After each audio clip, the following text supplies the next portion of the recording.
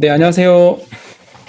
요거 오늘 메인으로 하려고 한 내용은 아니지만 그 비트코인 은퇴 설계 계산기가 저희가 좀 만든, 그러니까 제가 여러 시뮬레이션 해보면서 요렇게 하는 게 가장 비트코인 계산기로 적합하겠다라고 해서 예전에 만든 게 있고요. 그걸 이번에 그 버전업을 좀 시켰습니다. 버전업을 시킨 거를 오늘 배포를 했어요. 그래서 꽤 잘 여러 항목들이 반영이 돼 있어요. 이거는 제가 링크에도 남겨드리겠지만 네이버 들어가서 비트코인 계산기라고 쳐도, 비트 세이빙 계산기 쳐도 되거든요. 비트 세이빙 계산기 이렇게 치면 여기 뜹니다. 이렇게 은퇴설계 계산기. 그래서 꽤 많은 디테일한 수치들이 많이 있어요. 이거 한번 설명하고 싶긴 하다. 어차피 이제 막 들어오고 계시고 이제 막간을 이용해서 한번 해볼게요. 오늘 또 배포된 거니까. 이게 여러 가지 항목들이 있는데 제가 한번 써볼게요. 제가 지금 나이가 헷갈리는데 한 45 정도 된 것 같아요. 45 정도. 아니야, 넘었나?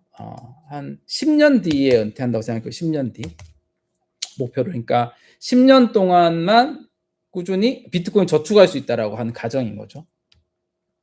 그리고 요거는 월 생활비는 그냥 지금 기준에 월 300만 원 정도 필요하다고 국민연금에서 조사한 바가 있어서 요 지금 기준으로 300만 원일 때 10년 뒤에 인플레이션 감안하면 얼마 정도의 생활비 필요하냐, 요걸 하기 위해서 월 생활비 지금 기준입니다. 넣는 거고, 매월 아까 전에 누가 50만 원 얼마 해볼까요? 금액 50만 원 하신 분이 있어서 50만 원으로 10년에서 좀 부족하긴 할 텐데 한번 해보겠습니다.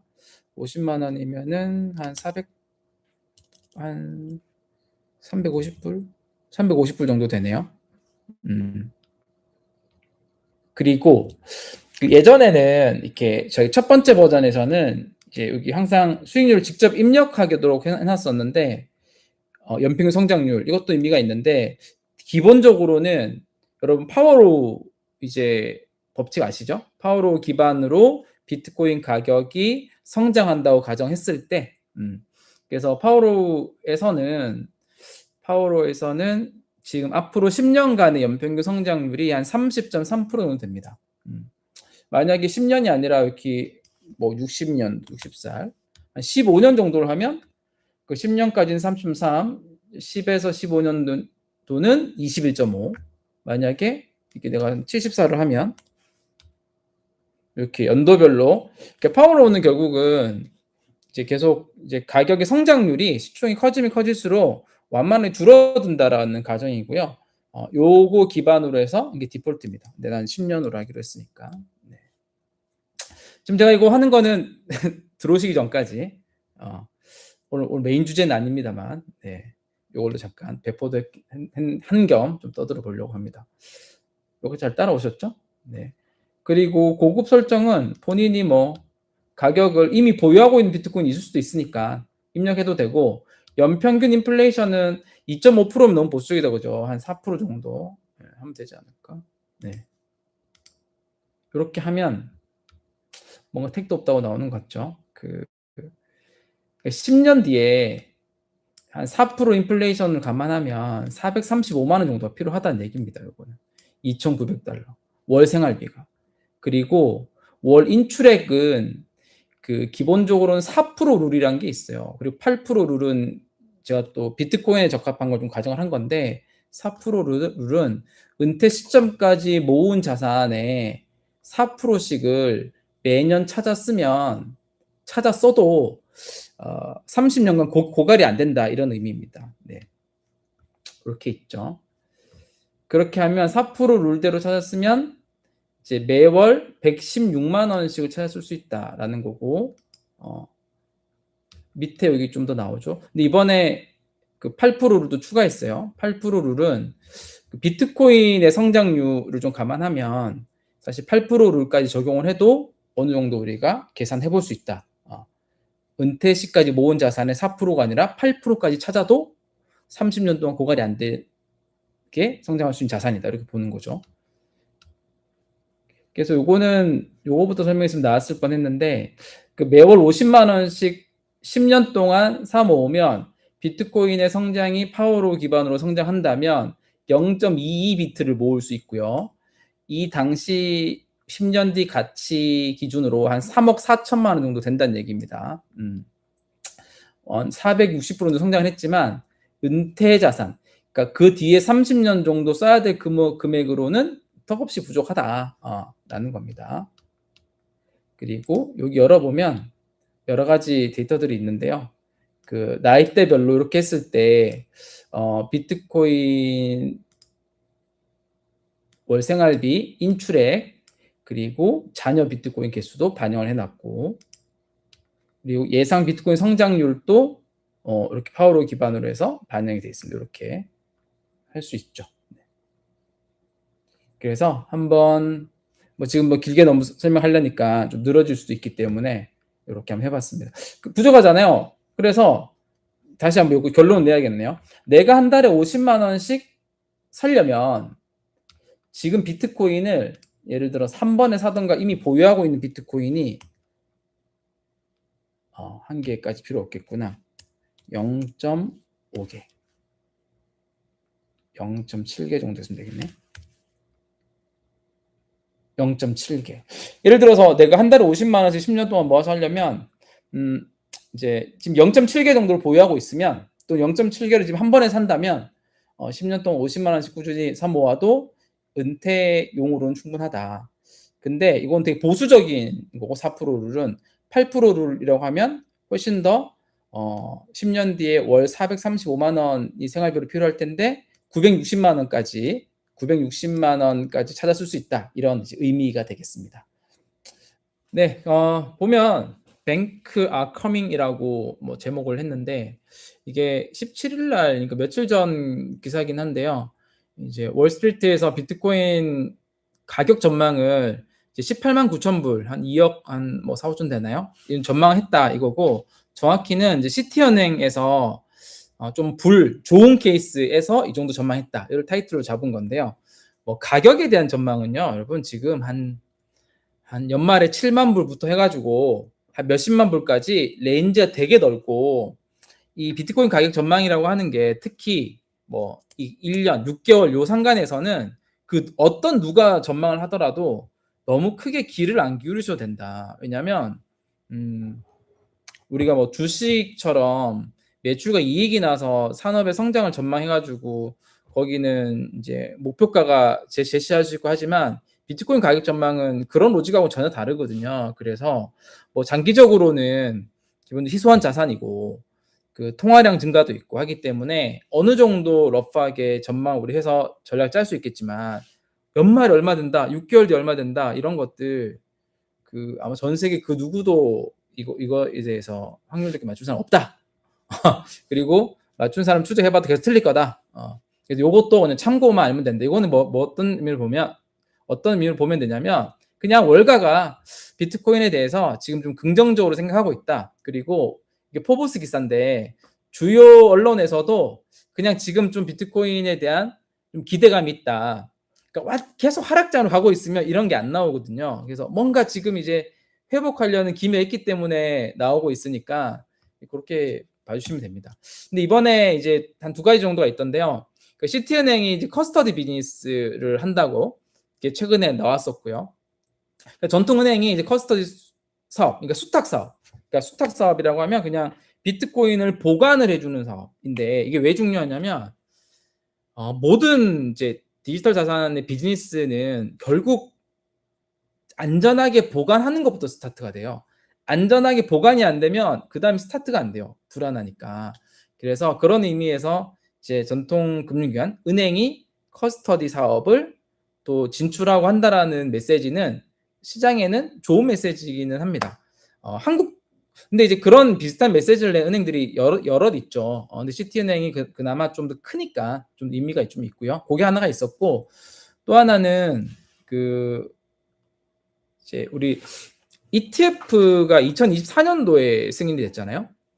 그래서 이번에 이제 골드만삭스에서 비트코인 이제 프리미엄 인컴 ETF를 출시하겠다고 한 며칠 전에 출시 발표를 했어요. 그래서 기사에 막 인용이 됐는데, 인용이 됐지만 지금이 어떤 시기다? 하락장이다. 그래서 별로 관심이 별로 없는 시기이긴 해요. 근데 저게 꽤 의미가 있는 ETF일 수 있다. 라는 거죠. 뭐냐면은 기존의 ETF 같은 경우는, 그래서 심지어는 이렇게 구분 또 하더라고요. 2024년도에 승인이 된 현물 ETF라고 페이지 1, 그 페이지 1 1단계, 지금 요 골드만삭스가 하려고 하는 이제 인컴 ETF, 인컴 ETF를 약간 페이지 2, 2단계 그 정도로 좀 분류할 만큼 좀 기대를 한다라는 거고요. 이게 뭐냐면 기존의 ETF가 스팟 비트코인 ETF잖아요. 현물 ETF잖아요. 요거는 그냥 비트코인의 가격을 그대로 추종을 하는 거예요. 그래서 비트코인이 많이 오르면 많이 오른 만큼 ETF도 많이 오르는 거고요. 떨어지면 떨어지는 대로 거의 떨어지는 거고요. 거의 가격 상승분은 그대로 ETF 수익과 연결할 수 있는, 여기 특성이 잘 정리해 놨죠. 그래서 오르면 많이 오르고 떨어지면 많이 떨어지고 이런 특징을 가지고 있는데, 이번에 골드만삭스가 내놓으려고 하는 이 인컴형 ETF 같은 경우는 기본적으로 한 7, 80%는 비트코인 현물에 노출이 되고요. 그 나머지는 뭐 커버드콜 같은 운영 전략을 통해서 그 월별로 이제 배당, 월별 인컴이 나오는 구조. 그래서 이거를 이제 한번 찾아보니까 그러니까 연 이율로 한 10% 정도를 예상하는 것 같아요. 10% 정도의 이자가 나오는, 그걸 월별로 나오는 그런 ETF다. 요런 거라서 이거는 뭐 기존의 뭐 연기금이나 보험사들이나 조금 더 이제 보수적인 좀 접근을 하려고 하는 분들. 그러니까 비트코인이 오를 때 가파르게 오르잖아요. 그 가파르게 오르는 거 다 안 먹어도 돼. 그러니까 상승할 때 난 조금만 먹을래. 일부는 좀 포기할래. 대신 그 안정적으로 수익이 좀 들어오는 구조가 좋겠어. 요런 이제 니즈를 가진 투자자들. 여기 투자자 성향의 수익 안정 추구형들이죠. 요런 것들 좋다. 이거를 우리 ETF 쪽에서 뭐 에릭 발추너스라고 하는 이제 애널리스트가 어떤 비유를 했냐면, 이게 누구한테 좋냐? 그 보수적, 이게 부머 캔디라고 부르더라고요. 부머 캔디. 그러니까 미국의 그 베이비 부머 세대들 있잖아요. 되게 보수적인데 그들이 거부할 수 없는 약간 달콤한 사탕과 같다. 이거를 되게 달콤하게 포장을 했다. 비트코인 ETF를 월별로 인컴도 주고. 그래서 그렇게 비유할 만큼 좀 기대가 있다. 이게 만약에 출시가 되고 실제로 많은 사람들 수요가 있으면 이게 또 가파르게 운용 규모 커지겠죠? 운용 규모 커지면 결국 비트코인 ETF에 노출되는 비트코인이 더 늘어나니까 당연히 가격에도 좋은 영향을 끼칠 수 있는 그런 상품이다. 이렇게 움직이고 있다는 걸 보여드리고 싶었고, 이게 결국은 뭐냐면, 여러분 그 스트래티지에서 출시한 STRC라고 하는 상품 아세요? 아시는 분이 여기 있으실 것 같아요. 들어보셨죠? STRC. 요새 미국에서 엄청 핫한 상품입니다. 그 스트래티지가 보유하고 있는 비트코인 기초 자산으로 해서 연 이자 11.5%를 줘요. 월별로. 근데 최근에 세일러가 또 추가로 또 얘기했죠. 한 달에 2번씩 격주 단위로 주겠다. 그 STRC라고 하는 상품도 있는데, 이 STRC, 봉울림, 방울림, 방울이죠. 봉울이 아니라. 84년생이신가 봐요. 네. 그 STRC라는 상품도 뭐냐면 결국은 비트코인을 기초 자산으로 해서 나온 금융 상품이거든요. 그러니까 비트코인 기반의 금융 상품이에요. 우리가 비트코인 ETF도 비트코인 기반의 금융 상품이죠. 비트코인 프리미엄 인컴 ETF도 비트코인을 기반으로 한 금융 상품이 나온 거거든요. 그래서 요 단계, 지금이 딱 요 단계라고 좀 보여져요. 뭐 지금 어떤 트레저리 기업이 비트코인을 사 모으기도 하지만 지금 단계는, 여기 제가 나오나? 네. 아까 이제 비트코인 경로를 얘기하셨었는데 저는 이렇게 생각을 합니다. 비트코인의 경로는 특히 금융 자산으로서의 경로 있잖아요. 비트코인의 시작은 개인이었죠. 국가나 기관이 먼저 시작하지 않았잖아요. 개인, 그러니까 비제도권에 있는 개인, 특히 처음에는 그런 어떤 불법적인 것을 거래하기 위해서 뭐 실크로드 같은 곳에서 거래가 되기도 했었고, 그죠? 그렇게 시작했던 비트코인이 비트코인 ETF를 이제 만나면서 제도권 자산이 된 거죠. 그리고 지금은 그 비트코인 ETF 때문에 제도권 자산이 됨으로 인해서 기관들이 비트코인을 보유를 하기 시작할 수 있는 환경이 마련된 거죠. 그래서 연기금도 비트코인 ETF를 보유할 수 있고, 각종 운용사들도 비트코인 ETF를 보유를 하면서 다양한 금융 전략들을 펼칠 수가 있는 거잖아요. 그리고 그 다음 단계가 지금 단계로 좀 보이는데, 뭐 스트래티지 같은 기업이 보유하고 있는 비트코인을 기반으로 이제 고배당 우선주 STIC 같은 상품을 만들어내고, 방금 얘기 드렸던 뭐 골드만삭스가 그 비트코인 ETF를 활용해서 이제 콜옵션 전략을 또 같이 일부러 적용해서 그 수익을 내는, 그러니까 안정적으로 이제 인컴을 주는 ETF도 결국은 비트코인 기반의 금융 상품이죠. 이런 비트코인 기반의 금융 상품들이 꽤 많이 나오고, 많이 나오고 안정화된다면 비트코인 가격도 어느 정도는 가치 안정의 형태로 갈 것이고, 그 이후 단계에서는 그 비트코인을 기반으로 한 뭐 대출이나 어떤 채권들이 발행되는 형태, 이후에는 이제 어떤 최고의 담보 자산이라고 좀 표현을 많이 하는데요. 때로는 정말 미 국채보다 더 신뢰를 받을 수 있는 담보 자산으로서 활용한 단계까지 넘어가는 게 금융 자산으로서 활용되는 비트코인의 어떤 경로의 흐름이지 않은가. 그래서 지금은 우리가 비트코인이 가치 안정 단계라고 보긴 좀 어렵잖아요. 네.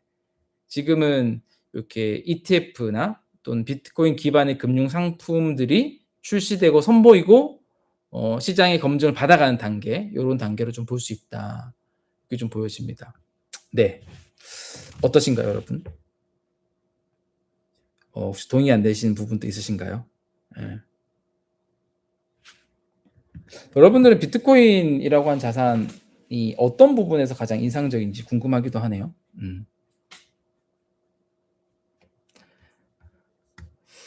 뭐 질문하셨던 것 같네.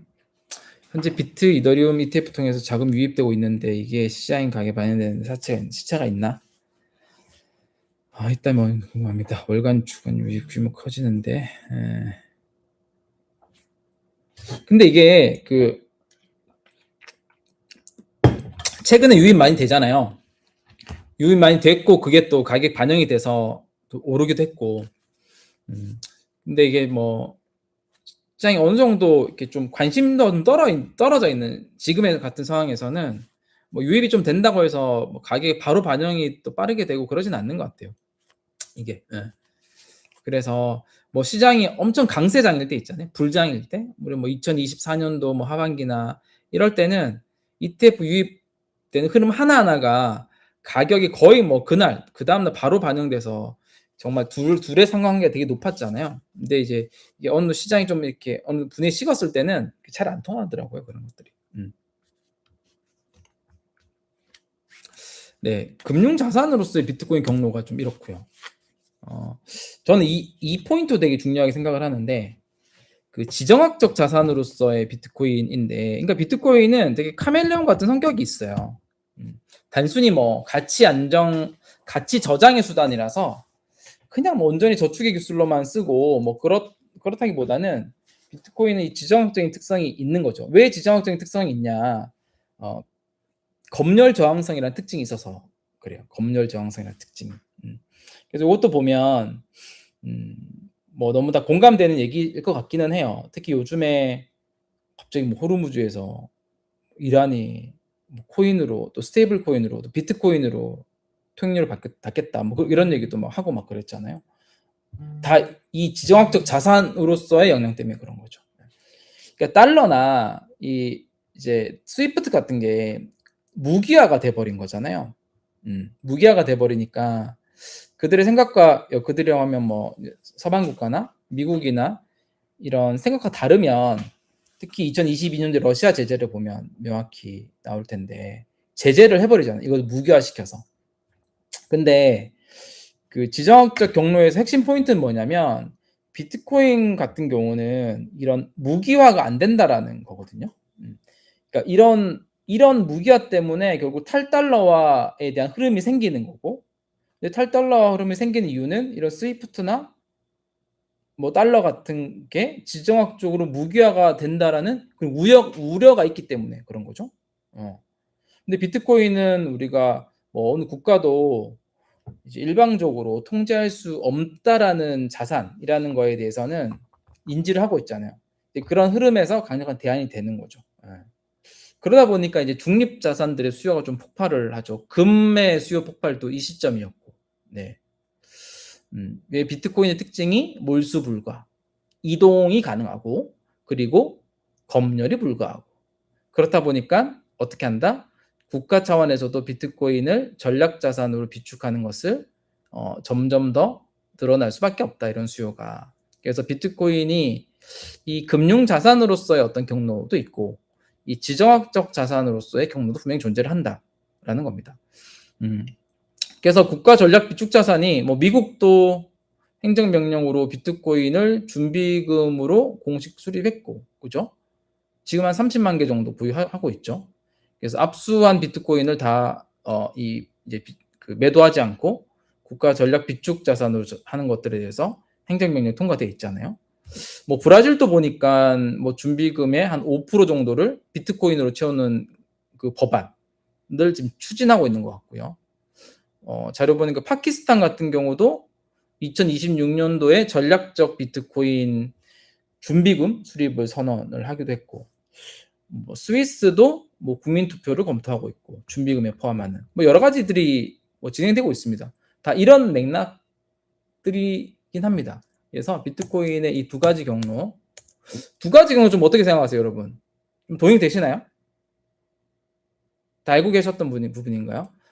어렴풋이 알고 계셨던 거 한 번 더 리마인드한 차원일 수도 있고, 동의가 안 되는 부분도 있나요? 네. 여러분 생각도 궁금합니다. 비트코인은 몰수 불가라고 했는데, 거래소나 거래소에서 비트코인 개인 지갑으로 이동된 비트코인들은 이거 좀 구분해서 보긴 해야겠네요. 첫 번째, 거래소에 보유한 비트코인은 몰수 가능하죠. 네, 그 이제 탈중앙화된 환경이 있진 않으니까. 거래소는 좀 편하게 하려고 중앙화된 환경이니까, 또 거래소는 이제 역외 거래소가 아니라면 또 뭐 국가에서 다 통제를 받고 있으니까요. 예를 들어서 여러분이 업비트에 보유하고 있는데 갑자기 전쟁이 터졌다라고 가정을 해보면 업비트에 있는 비트코인은 출금이 안 되겠네요. 이건 몰수는 아니겠다. 하지만 여러분들이 다른데 어떤 세금을 안 냈다, 그러면 빗썸에 보유하고 있거나 업비트에 보유하고 있거나 다 몰수를 당할 수 있긴 하죠. 그 당할 수 있고, 그다음에 거래소에서 개인 지갑으로 이동된 비트코인들은 물론 요즘은 이제 거래소에서 개인 지갑 이동을 할 때도 본인 지갑인 것들을 다 등록을 해놓고 본인 지갑으로만 이동을 할 수 있잖아요. 예. 물론 비트코인은 그거조차도 안 되고, 비트코인은 해외 거래소로 보냈다가 이렇게 개인 지갑 보낼 수밖에 없긴 한데요. 이미 개인 지갑으로 보낸 거를 몰수할 수는 없죠. 뺐을 수는 없지 않나요? 누군가의 통제에 있지 않기 때문에. 금융자산들은 누군가의 통제에 있기 때문에 이제 필요하다면 몰수를 할 수 있습니다만, 개인 지갑에 있는 거는 본인이 뭐 개인 프라이빗 키를 노출하거나 제공하지 않는다면 개인 지갑에 있는 거 몰수는 할 수 없죠. 다만 대략 추적은 되니까요. 추적은 되니까 뭐 다른 형태의 압박이 들어와서 그럴 수는 있겠죠. 네. 태기님 답변이 되셨는지 모르겠네요. 네. 두 가지 키워드가 되게 중요해요. 앞으로는 비트코인. 물론 이제 더 대중적으로는 우리야 뭐 비트코인 중요한데, 대중적으로는 달러 스테이블 코인이 가장 중요하고, 나머지 한 축이 비트코인. 이 두 가지 축을 늘 이렇게 보면 된다. 근데 달러 스테이블 코인이 중요한데, 이 달러 스테이블 코인이 동작하기 위해서는 기본적인 뭐 이더리움이라는 인프라가 가장 많이 활용될 가능성이 크다. 그래서 이더리움까지도 우리는 좀 중요하게 바라본다. 그럼 달러 스테이블 코인이 많이 활용이 돼야 되잖아요. 달러 스테이블 코인이 여러분 중요한 이유는 아시죠? 예. 여러분 달러 스테이블 코인이 중요한 이유는 워낙 또 많은 자료들이 나와 있어 가지고 굳이 하나하나 얘기 안 해 드려도 되긴 하겠지만, 결국은 달러 스테이블 코인이 중요한 이유는 그 지금 이제 싸다. 뭐가 싸다는 거야? 달러 스테이블 코인이 중요한 이유는 결국은 미국이 달러 패권을 더 연장하기 위해서 너무 중요한 도구라는 것이고, 기존의 달러 스테이블 코인은 기존의 달러가 침투하지 못했던 곳까지 달러 스테이블 코인은 다 파고들 수 있다라는 거죠. 침투하지 못했던 곳이라고 하면은 뭐 어떻게 국가들인데요. 다 파고들 수 있다라는 것이고, 근데 이거를 미국이 이제 마음을 먹었다라는 게 더 중요한 거죠. 그래서 아마 뭐 높은 확률로 이제 머지않은 시기에는 어떤 모든 사용자들이 거래나 사용자들이나 이런 뭐 여러 가지 것들이 그 달러 스테이블 코인을 이용한 거래가 더 보편화가 될 수밖에 없는 환경이다라고 좀 볼 수 있을 것 같아요. 근데 그것을 이제 그런 구조를 딱 픽스를 한 게 이 지니어스 액트라고 하는 법안이고, 그러니까 우리가 뭐 미국의 생각이나 어떤 국가의 생각이나 이런 것들을 여러 전망들을 통해서 누구의 입을 통해서 이렇게 알려고 하는데, 가장 정확한 거는 그 나라의 규제나 그 나라의 법안이 어떤 형태로 가고 있는지를 들여다보는 것도 굉장히 정확한 뷰인데요. 그래서 미국에서는 지금 가장 주요하게 다뤄지는 이제 디지털 자산 관련 규제가 이 지니어스 액트와 클리어리티 액트 두 가지인데, 지니어스 액트는 작년에 이미 통과를 했죠. 그래서 지니어스 액트로 인해서 달러 스테이블 코인의 구조가 완성이 된 거예요. 달러 스테이블 코인을 발행을 하려면 뭐가 필요하다? 미 국채를 이제 보유를 해야 된다. 요거는 여러분들 많이 잘 아실 것 같아요. 그리고 클리어리티 액트는 이걸 통해서 이 좀 디지털 자산 생태계 규제를 명확화하는 건데, 요게 되고 나면 아마 RWA 시장, 이제 모든 자산은 토큰화된다, 이 시장도 굉장히 커질 거라고 좀 보여져요. 근데 두 가지가 다 이렇게 다 연결이 다 되는 거죠. 예. 지니어스 액트는 달러 스테이블 코인의 구조를 만들었고, 그 달러 스테이블 코인이 많이 쓰여져야 되는데, 달러 스테이블 코인이 많이 쓰여지려면 그 사용할 곳들이 많아져야 되는데요. 예. 물론 그 통화 주권이 약한 국가로 달러 스테이블 코인이 다 침투를 하겠죠. 과거에는 그 나라 국경이라고 하는 자국 통화, 국경이라는 표현이 강하게 있기 때문에 달러라는 돈이 그 나라 국민 개개인한테 다 침투하기는 어려웠을 텐데, 이제는 달러 스테이블 코인이 된다는 얘기는 일단 기본적으로 다 침투를 하죠. 물론 그런 곳에서도 달러 스테이블 코인이 많이 쓰이긴 하겠지만, 또 하나는 이제 디지털 자산 생태계가 커짐으로 인해서 그 안에서 사용되는 것도 어마어마한 규모라고 볼 수 있거든요. 그러면 디지털 자산 생태계가 어떻게 커지냐? 물론 뭐 디파이 같은 것들 허용해 주면 많이 커질 것이고, 그다음에 우리가 뭐 코인들, 그러니까 디지털 자산들의 어떤 규제를 명확하게 해주면 또 커지겠죠. 또 하나는 전 세계에 있는 자산들, 뭐 주식, 비정형 자산들, 미술품, 뭐 부동산, 거래하기 힘들었던 자산들, 또는 그 자산들이 국경을 넘지 않았던 그런 자산들이 다 토큰화가 된다라고 하죠. 그런 것도 이 클래리티 법안을 통해서 조금 더 명확화가 되는 거죠. 그래서 지니어스 액트는 이제 달러 스테이블 코인을 구조화시킨 거, 클래리티 액트는 그 달러 스테이블 코인을 더 많이 활용하게끔 하는데 기초 받침이 되는 법안이다. 이 두 개가 미국에서 지금 가장 중요하게 논의되고 있는, 하나는 이미 통과됐고 그런 법안이다. 앞으로 흐름들은 이제 이렇게 볼 수 있겠죠. 달러 스테이블 코인 단위 시장 커지겠죠. 비트 세계 이더 6개 목표로 매달 적립. 좋네요. 매달 얼마씩 적립을 하면은 달성할까요? 너무 훌륭하십니다. 비트 2.6개, 이더 2.3개 모았고, 아들 2명도 제 권유로 군 급여로 매달 미장 국장 지수 ETF 모아가면서 비트코인 0.1비트, 이더 1개. 좋네요. 예, 훌륭하십니다. 요새 아마 여기 들어오신 분들 중에 자녀분들이 나이가 어떻게 되는지 모르겠지만 군대에 있는 자녀분 있나요? 요즘 남자들은 진짜 군대에서 그 초기 시드 금액을 모으기 너무 좋아진 환경 같아요. 그거를 잘 활용을 하면 보통 군대 갔다 오면 2년 정도 되나요? 1년 몇 개월 되죠? 한 기본적으로는 한 1,900을 군 장병 그 적금을 통해서 국가가 매칭해 주거든요. 그걸 받고 거기에 본인이 그래도 조금 더 저축을 하고 하면 한 3,000 정도는 좀 모아올 수 있는 것 같아요. 제대할 시점에 좀 열심히 모으면. 그 3,000을 가지고요. 그 자산을 이제 연평균 뭐 15% 20% 정도가 되는 뭐 비트코인을 꾸준히 노출시켜도 되고 아니면은 뭐 일본 지수 ETF 같이 좀 해도 되고 하면 정말 그 정도만 성장시키면 이제 20대 후반 뭐 30살 정도 되면 한 취업하기 전에 한 1억 정도의 자금으로 사회생활 시작할 수 있는 그런 환경. 그러니까 직접 바로 돈을 벌기 전에 1억 정도로 마련할 수 있는 그런 환경을 만들 수 있겠더라고요. 너무 좋은 환경이죠. 근데 보통은 이거를 그런 목표 의식이 좀 없으면 군대에서 이렇게 좀 모은 걸 가지고 제대하고 여행을 가버리고 또 좀 흥청망청 써버리면 또 1,500, 2,000 없어지는 것도 되게 순식간이기 때문에 그런 걸 진짜 못 모으는데 미리 부모님께서 이제 우리 나르샤님께 잘 아시는 것 같은데 미리 좀 가이드를 해주고 이런 플랜들 같이 논의하고 그런 부족한 금액들은 좀 집에 조금 보태주더라도 하면 그 한 20대 후반쯤에 한 1억 정도의 종잣돈을 모아서 사회생활을 스타트할 수 있는 이런 환경들을 또 1억이 되면 그 다음부터는 또 늘어나는 속도가 빠르거든요. 눈 굴리는 거랑 비슷하잖아요.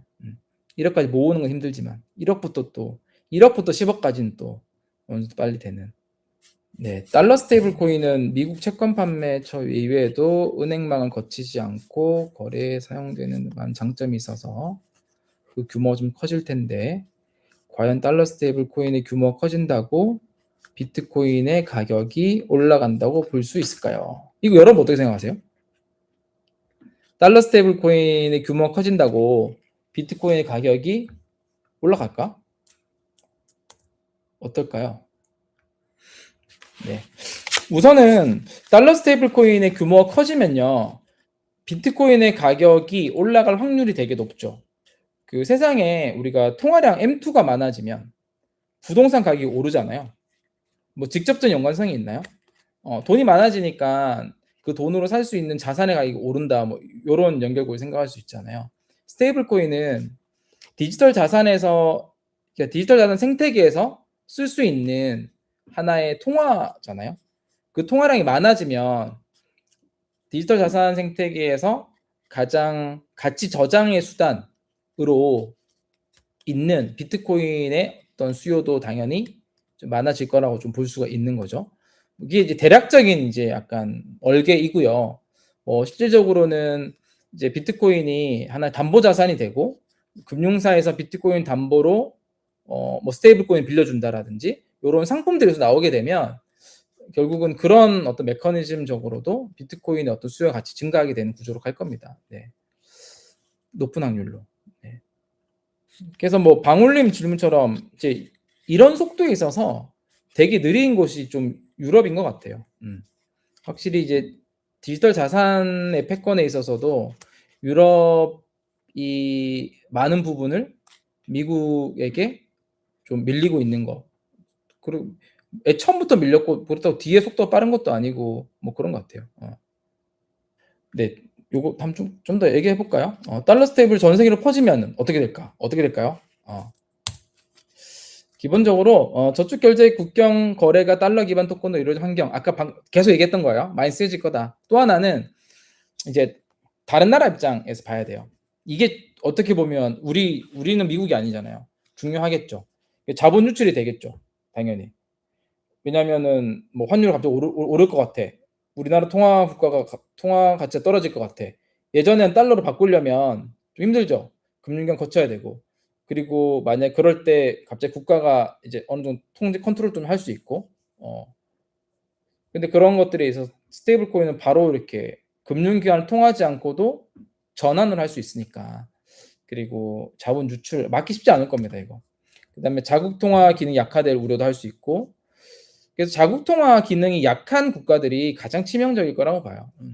그나마 우리나라는 뭐 거기에서는 좀 안전하긴 하지만 뭐 앞으로도 계속 그럴 거라고 볼 수는 없겠죠. 네. 어 통화 정책의 자율성을 좀 상실할 수 있다. 이런 것들 있을 것 같습니다.